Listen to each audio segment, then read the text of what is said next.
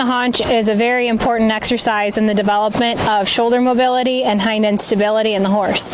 It's also an excellent way to change directions. So in hand work, we want to make sure that we are using functional movements to change directions instead of just pivoting the horse around kind of willy-nilly. Okay, so I'm going to do a turn on the haunch from right to left. So I'm going to be on her right side. I want to be positionally close to her and up at her eye. I want to make sure the horse is comfortable with this position. My right hand is going to go on the cavesson ring, holding it straight. So this is very important that you don't pull the horse's head towards you.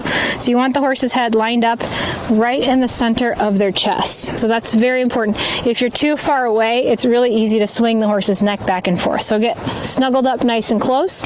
Hold the ring in your right hand, so we're stabilizing the horse's neck. What I'm looking for here is for this right front leg to cross in front of the left and the left to move over. So we're going to be moving the horse's front end around the hind end. And in this exercise, it's very important that we build in the pause. So it's going to be step, pause, we don't want it to go too fast. It's way better to have a couple good steps than a bunch of disorganized, scattered ones. The other thing is we want to maintain the feeling of being able to walk out of it at any step. So you want to carry the feeling of straightness throughout. It's almost like cutting a cake, just little slices with a little turn. So the first thing I'm going to do is mobilize this right front. So each time she takes a step, I'm going to take a step forward toward her. That's how she's going to know to bring the leg where. So my whip asks her to bring the foot. My body asks her where to bring it. So then I just put the whip in front of her chest to build in that pause. So those were pretty quick steps, but this is her first time. So I'm going to do it again. Taking a step. I want this right front to move. Perfect. That was a very good step. So notice that I'm keeping her nose right in the center of her chest. As she moves, I walk with her. So when she steps, I step and I take up that space. I keep making sure positionally that I'm up at her eye, because if I get too far back or too far away, it's very easy to make her more crooked.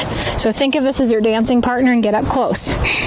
I'm ready to move. Here comes the right front. I brush, step, pause. So if she's coming too far forward there, that's all right, but I'm just going to rebalance her for a second. There we go. We're going to go step,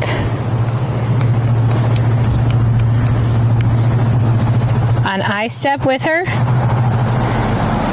an I step with her, an I step with her. So that time she didn't cross in front, she went behind. That's not desirable, but it's not the end of the world initially. Step, keep a forward feel.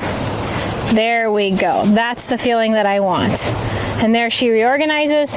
After I get a couple good steps, I'm going to walk on and let her relax. So again, this is very important not to drill. When she comes out of it, notice how soft and relaxed her neck is. So you always know that a movement has been beneficial to the horse if they come out of it with a soft and relaxed neck. So make sure that we're calm and still. There's no rush to get started. We don't want the horse to start to anticipate having to move. We're getting anxious about it. So I'm going to get on her left side and I'm going to move her to the right. So I'm nice and close. I'm going to bring her left front, keeping my knees soft right now, so I'm ready to move. When she brings her leg, I will bring mine. So that was a step forward. Not what I wanted, no big deal. She knows to move sideways because when I lift the leg, I move almost as if I had a little opposing magnet on the tip of my foot to hers.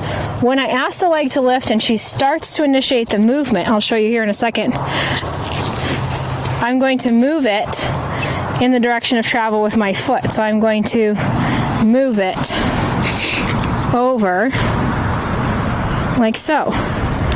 So I have to make sure, good. And then the whip across the chest stabilizes and rebalances. So the arc of movement is really important too. If I just walk straight at her, she's going to bring her forelegs backward. But if I move her, when she brings her leg, and I move like on a circle almost. So I'm drawing, here's where I would be standing. I'm drawing a circle with my movement. So I'm making an arc.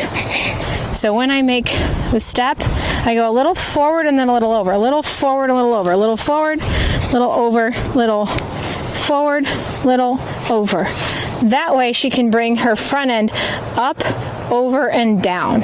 So what's really important about a turn on the haunch is not just moving the front end over, but lifting the limb up, swinging it out, setting it down, lifting the next limb up, setting it out, putting it down. Because if we're like this, then she could canter out of that. But if she starts to go like this, then she's not going to be able to canter out of it. Or worse, if she's just shuffling legs over, she's not going to be able to canter out of her. So depending on how far you want to take this, you want to think of your turn on the haunch as the beginning of your canter pirouettes or anything that would be a higher level movement, because you're preparing the horse already to understand how to articulate the haunches and free the front limb to move it over.